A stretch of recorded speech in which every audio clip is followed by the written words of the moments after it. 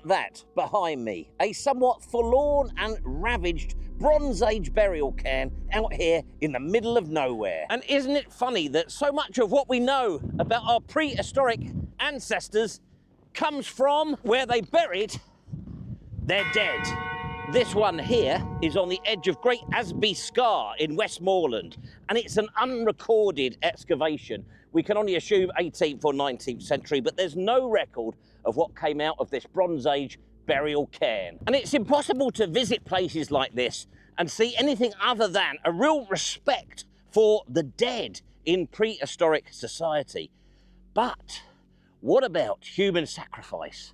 Human sacrifice in prehistory in Britain.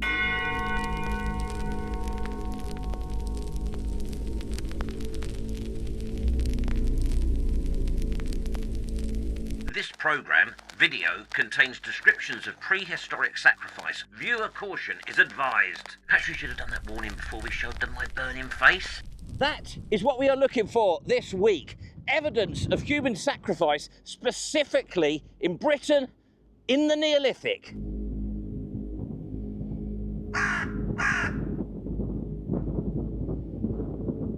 As you can probably tell, we are up against it as usual. It's very windy. In this video, we're going to attempt to visit a truly stunning Neolithic long cairn in a desolate and remote location and discuss and consider whether there is evidence there that in Britain in the Neolithic, humans were ritually sacrificed. But it is not just Britain, we're also travelling to the Rhone Valley to consider evidence for Mafia-style, brutal Mafia-style killings in the Neolithic. Incidentally, it seems that you lot want to believe in the idea of Stone Age sacrifice. In a recent survey in our membership institute, 67% who took part said they believed that humans sacrificed other humans 5,000 years ago.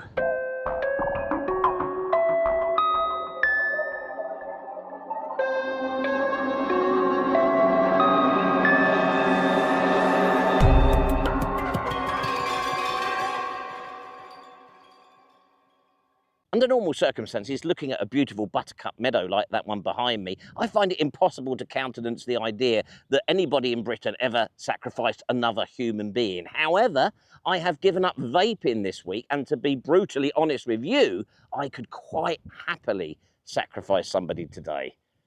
Yeah. I'm imagining it now. Every librarian has its theory. What is human sacrifice? Every librarian has its theory. Name that tune in 5. So what is human sacrifice? In a previous video on the subject, I got my mind into a state of confusion. I couldn't stand the confusion in my mind. I was looking at the idea of human sacrifice in Britain in the Iron Age, peat marsh in the marsh, bog bodies, that type of thing.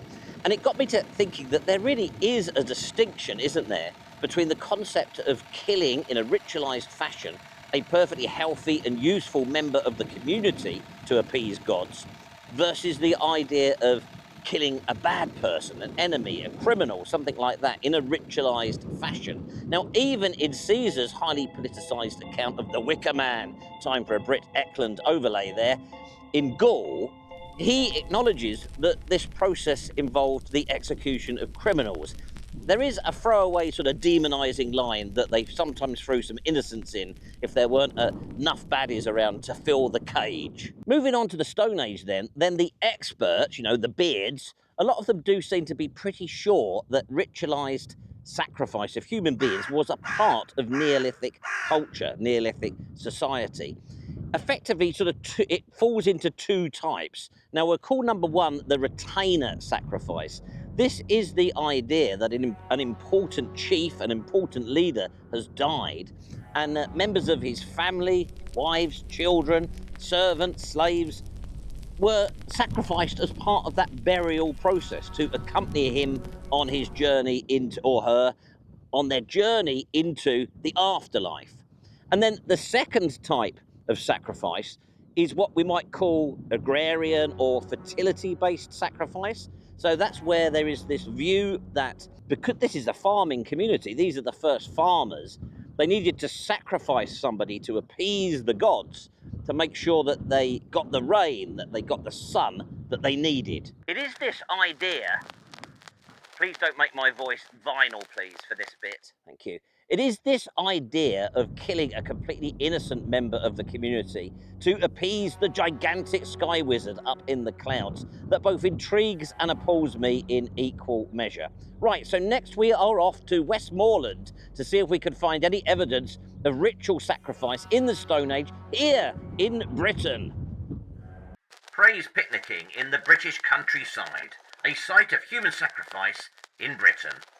Right, let's go and try and find this long cairn then. I've parked the car up there by a cattle grid. I can see the Howgill Fells over that way. Now, I was led to believe that if I look across there, I should be able to see the long cairn quite prominently, but I can't. But I think if we follow this fence line, if I follow this fence line here, I should be okay.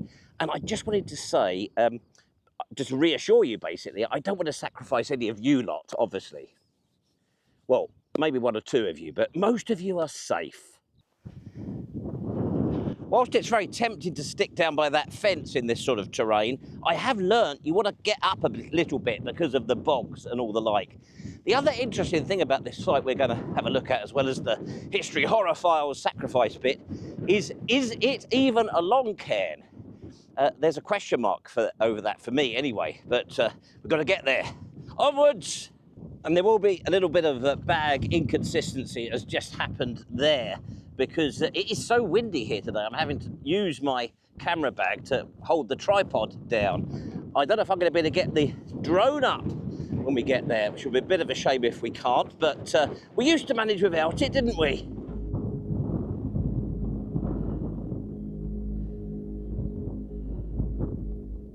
I think I could possibly see it over there in the distance. It's not quite as prominent as I had hoped. And rather worryingly, it looks like there's some cows there. Now, I know Allotment Fox says that we've got nothing to worry about, but they scare the heebie-jeebies out of me, if I'm honest. Definitely cows, I would say, looking at the footprints. No, they don't have footprints, do they? Hoof prints, is that what you'd say? Anyhow, the place we are making out for is called Raiset Pike, and it's on the edge of Great Asby in Westmorland, or Cumbria, for those that prefer the modern abomination on these sorts of things. Seems to have two spellings. I'll put those on the screen for you. I think the correct local pronunciation is Raiset Pike, although I have also heard people calling it Rayseat Pike. But that's where we're heading to, if these wretched cows will let us. What I'm doing is I'm just staying below this little ridge. I've seen the cows are over there. I'm hoping they are on some limestone outcrops over there rather than our cairn, which I think I've still got some way to get to. Obviously, if you do try this at home yourselves, I accept no responsibility for what happens.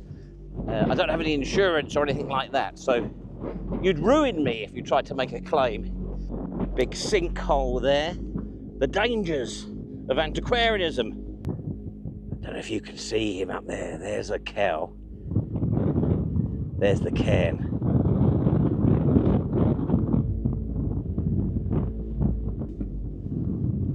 Keep down very low now. I'm nearly there. Are you allowed to scare off farm animals with drones? I can't remember the rules on that. Might have to give that a go. Shh. They're over there. Cairn is there. I think what I'm going to do is I'm going to get the drone up below this ridge, see if I can get some shots. It is a bit windy, but we'll give it a go.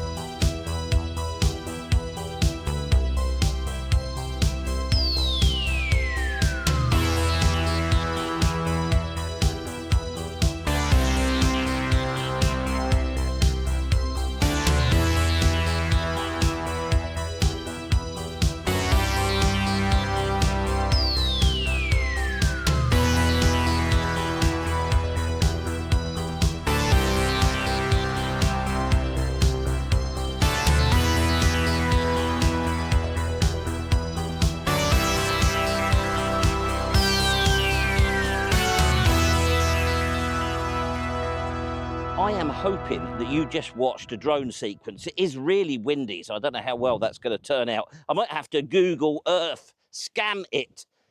But if you did see anything, you may have noticed something that made your heart skip a beat, and you possibly thought you were looking at a kist. Unbelievably, and this is obviously a scheduled ancient monument, it is a grouse butt. Somebody has built a grouse butt out of the Neolithic stones that make up this once magnificent cairn. Absolutely atrocious. Now, as tragic as that is to see, I'm hoping it will afford me some protection in the event of those cows who haven't been frightened off by the drone. They're just lurking over there. But I can perhaps sort of barricade myself in this grouse butt if things get nasty. Anyhow, to explain the damage here, it was in 1877 that a Canon Greenwell and a chap called Rolleston excavated this place, and the mess that you're looking at today is down to them. Now, you'll sometimes see experts referring to this place as a bipartite long cairn. Bipartite sounds like some sort of a peace accord or something like that, doesn't it? But I think for me there is this question about if this even is a long cairn. It's actually comprised of two ovals, and if you look at this fantastic sketch from 1690 by Michel, that was a bloke I presume, you'll see that back then, before it was trashed, it comprised two quite distinct mounds, effectively. So we perhaps don't always need to think of the Neolithic as being long. Sometimes it can be round or oval. Now, this is very interesting. I guess I'm around about 3/4 of a mile now to the west of Rayseat Pike Long Cairn, and I've stopped by the side of the road because I'm looking across. I just happened to notice that you can see it perfectly framed between these two raised mounds there. I've got the camera on maximum zoom. It's going to look pretty lousy and pixelated, I imagine. But hopefully you can see it there. It's wonderful how it sits between the two. It also seems to be lined up quite nicely with the summit of, I think that will be Wild Boar Fell over in the distance behind it.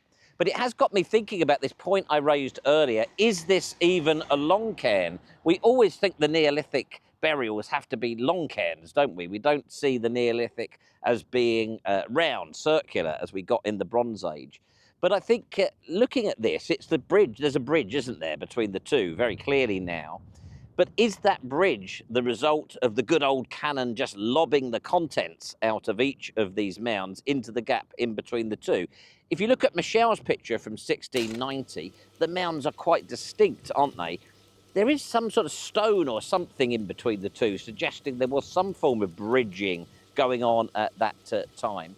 But I think it's really interesting, this. I think what we have here is two Neolithic burials that were separate and were round or oval.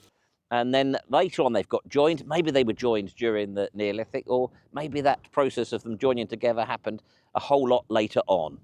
Would you like to know another way you can tell that a 5,000-year-old tomb has been disturbed? Look, if I bend down here, can you see we have stinging nettles right in the centre of the tomb? Right, I'm going to try and leave here, brave these cows. So I'm now leaving the larger cairn, the eastern cairn. And we're going to go out and have a look at the one to the west, which is smaller. And I'll tell you about what the wrecking cannon found here. There it is. That's the western cairn, the smaller cairn, which looks very oval, I think, in Michel's 1690 picture. What they found in there, and this is perhaps why we are here with the History Horror Files, they found the bones of children in that one. It is heartbreaking, isn't it, to see these cairns in this condition.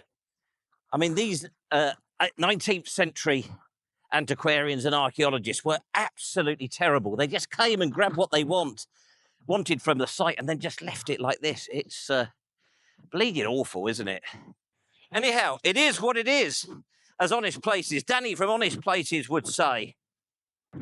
But we do know that there were children as a result of that excavation, children buried in that one, and there were adult bones in the eastern cairn, burnt adult bones. Now, this bipartite cairn has been likened to the Great Mounds right out on the east coast of Yorkshire. You'll only get these in Scotland and northern England. But there was another discovery that Canon Greenwell made, and that was a line, effectively like a spine of posts along the top of the two joined mounds.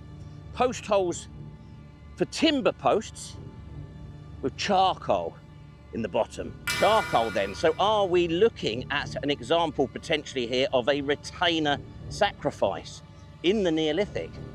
Are we looking here at a family grave where some important leader of the earliest farmers was buried and they burnt along the top his servants, other members of his family?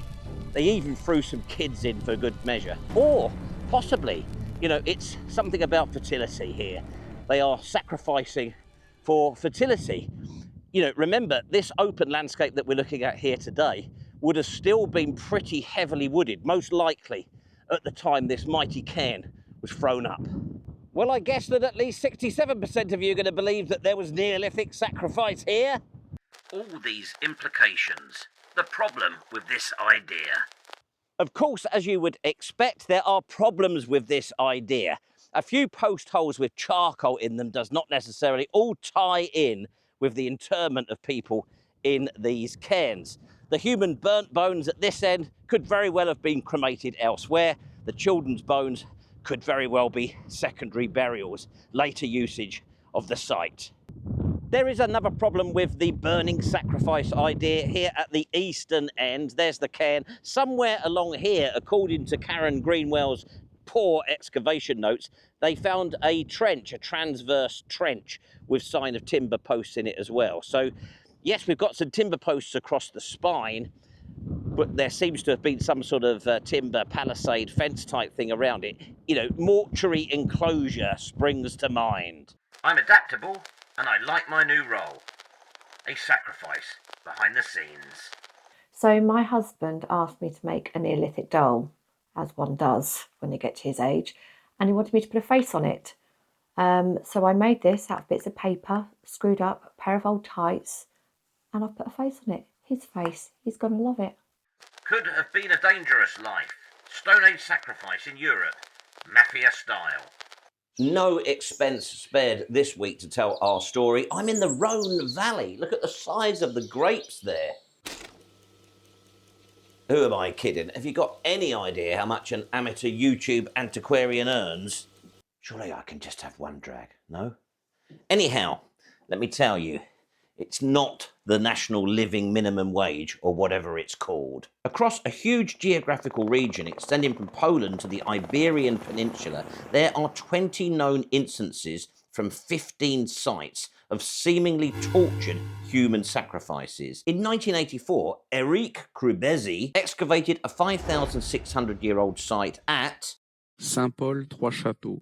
But it was 40 years later, while reading accounts of Incaprettamento. a cruel means of dispatch practiced by the Mafia, that he made a connection. He discovered 2 pits in a building, and in one a normal-looking burial, but concealed to one side under an overhang, 2 further skeletons weighed down with broken grinding stones, and in the Incaprettamento. position, a hideously cruel practice of tying legs to the victim's neck, so they effectively slowly asphyxiated themselves, and at a location on a solstice alignment with signs of feasting too. Oh, and they were women, and the graves were in the form of typical Neolithic grain silos. Eric's reinterpretation led to a re-evaluation of other sites, and thus we have the 20 instances. But these are over a huge geographical region, and they're spanning 2,000 years. Does 20 instances really provide evidence of widespread human sacrifice in the Neolithic in Europe, as some experts will have you think? I don't think so. There is a bit more evidence than these awkwardly positioned skeletons. We're in the Mesolithic now, rock art from a cave in Italy. Now, if you look at this, you'll see what appears to be a sacrificed deer. We've got 9 standing humans, some with terrifying beak-like masks, and some with terrifying arousals. That's how some mucky-minded experts have interpreted it. I can't see that. Then there's these 2. Look at that. Does that look like Incaprettamento. to you? It does a bit, doesn't it? And just to confirm no Luke Skywalkers were harmed in the making of this programme. Video. It was a bit odd, wasn't it, how I opened up to you earlier about the fact I've given up vaping. Quite a personal sort of revelation to put on a programme video like this. But I was thinking, people like that, Kaylee does that quite a lot, doesn't she? She tells us all about her various ailments and the like, and she is much more successful than me, so maybe I should do that a bit more often. Well, whatever happened here, and despite the state that the place is in, it is an incredible sight, and I do recommend that you brave the cows and come and have a look. But don't blame me if you get trampled to death, obviously. I just wanted to address the subject of my wearing apparel this week. Although I've been moaning about the wind, it's baking hot today as well, really, really close and humid, particularly here in the shelter of the cairn. I wanted to wear my tweed shorts. That was my first thought today. But for once, I have listened to some of you lot, and that is not something I do very often at all. But the last time I wore tweed shorts in terrain like this, I had so many comments expressing concern that I was exposing myself to danger with tick bites and the various horrible things that can happen to one if you get such a bite, that I thought I better not. And thus I'm wearing full tweed trousers today. But I have to conclude it is hashtag too hot for tweed.